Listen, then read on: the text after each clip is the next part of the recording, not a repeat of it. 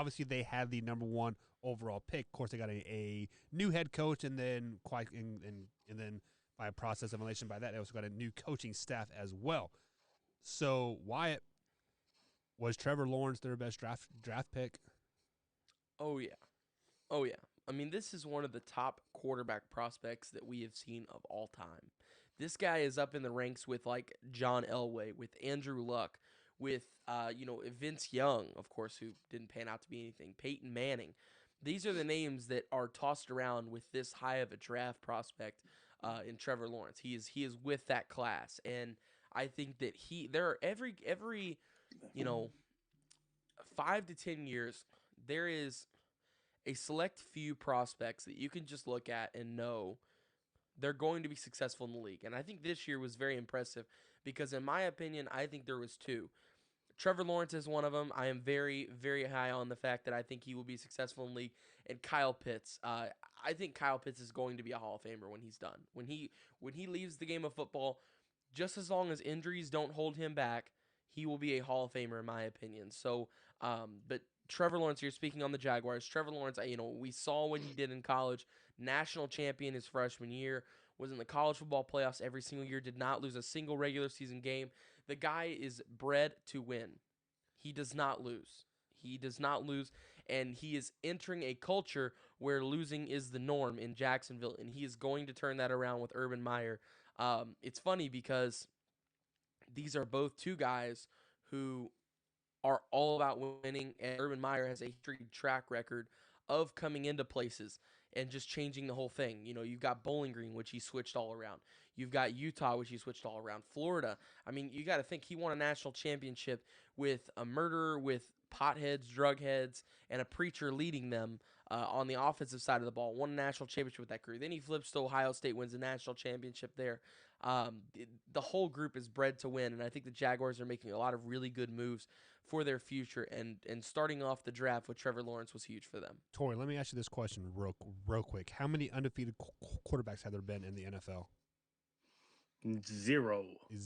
Wyatt, Trevor Lawrence is going to be a bust because he doesn't know how. I am not saying he's going undefeated his entire career. No, I'm not saying that. But he doesn't know how to lose. He doesn't know how to bounce back from that loss. That's why he will struggle in the NFL. I'm going to leave it at that, and we can debate that later in the show. But Tori, who was their best pick? So I don't like to do the obvious thing, and that's been pretty obvious throughout the whole thing. And Trevor Lawrence could be like, oh. Nope, I'm not even going with Trevor Lawrence. I'm actually going with the 3rd-round pick, Andre Cisco. So they got an elite level talent in the 3rd round. This guy, had he not torn his ACL, probably would have been a 1st-round pick in 2021. This guy has ball skills. He can come up and lay the lumber playing the run. This guy has range. This guy is a 3-level defender. So he can drop back. He can play the zone in the middle, or he can come up and stuff the run. This kid is going to be a good safety, I believe. So I don't think we're going to have to use the bust label on Andre Cisco. I think in about 2 years, Andre Cisco is going to be a household name for us. All right. So with that being the best pick, Tori, who was the worst pick for the Jacksonville Jaguars this season? I'm going to go with Travis Etienne. There you go. I think they reached for him. Running backs are a dime a dozen these days in the NFL. I think they probably could have got him in the 2nd round.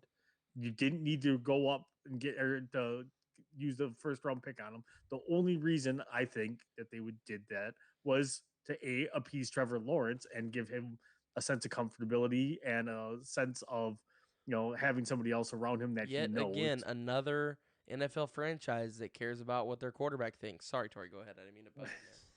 But the thing is that you don't waste a 1st-round pick to make your freaking quarterback comfortable. You do. Yes, you do. Yes, you do. Okay. Yes, you do. All right. Right. We are Packers fans, Tori. We should know this. I am not saying that he should have been their first pick in the 2nd round, but not at 25. I don't know Running if he'd backs been there, are a though. dime a dozen. I just don't know if he would have been there. I kind of liked that pick. That right there, I think if I had to go with the non-obvious option of Trevor Lawrence, I think I would have gone with their best pick was Travis Etienne because he was the leading all-time rusher in the ACC. The guy is bred to win, just like Trevor Lawrence. He makes your quarterback comfortable. He's a guy you can add to the running back room. Ron Dane broke the NCAA record for rushing. How would that would translate for his NFL career? That would totally different situation. Wait, but how is that different? Yeah, how's that different? He won They're two totally different players. Travis Etienne is a pass-catching running back, something that the running back room in Jacksonville lacks. What you're saying, James because he's the all-time leading rusher in ACC history, that translates that he's going to be a good back. Well, no, I'm not saying that makes him translatable, but I'm saying that that's something impressive that he did.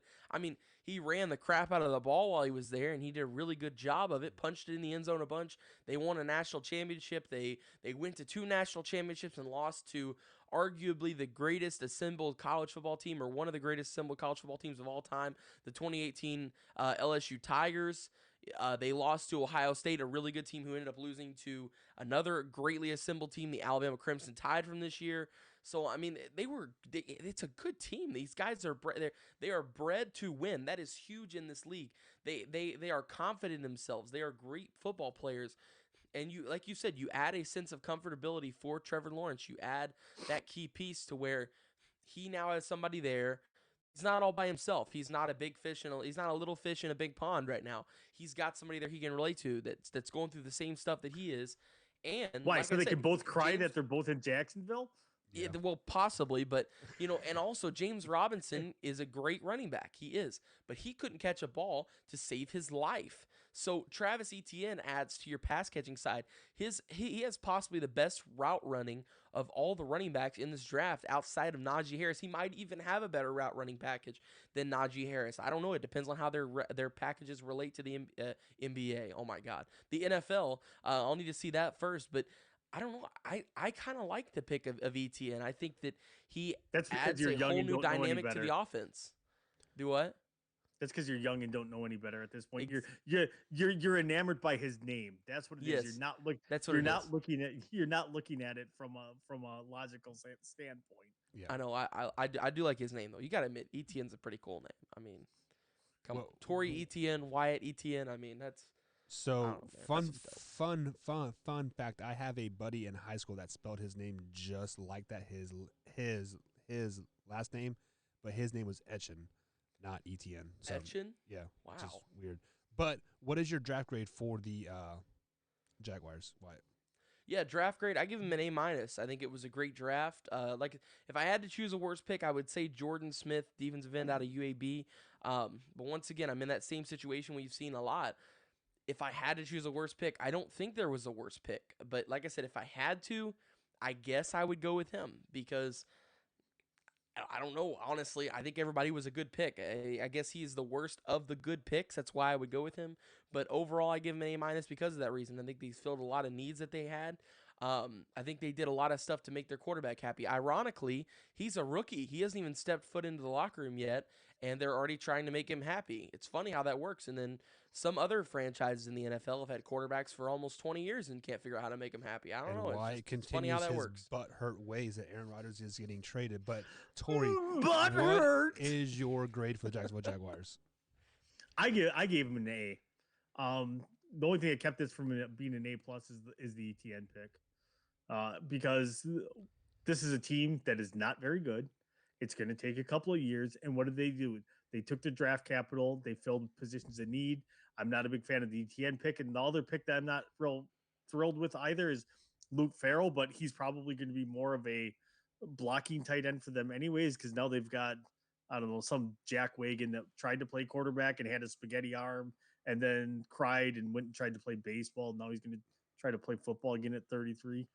Oh.